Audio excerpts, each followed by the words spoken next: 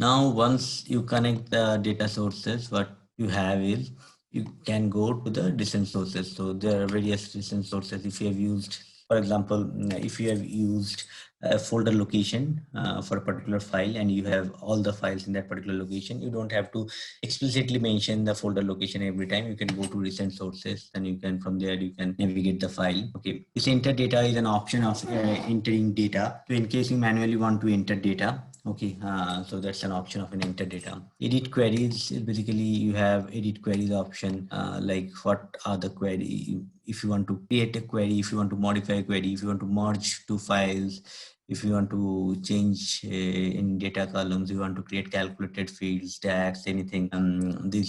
This part is really helpful, and this is where you need to go. Okay, and then you have edit data source settings. So basically, for example, your raw file is moved from one location to another location. So you can check, you can modify the data source location of the file, and rather than creating a new dashboard, you just need to create the change the source of the file. Okay, so this new page, at the moment you click on the new page, just like Excel, there is another tab that gets created. So you have an option of blank page and duplicate page. So for example, if you click on the blank page, there will be a blank page that will be created, that's page 2. And if you click on the duplicate page, the content of page 2 will be copied. In this case, the page 2 is selected right now. A new visual is something, a new visual will be created, and from there you can then change the type of visualization, like from stack bar graph to stack column chart to stack area chart to funnel chart, anything. Okay, so that's new visual. If you want to delete the visual, you can remove,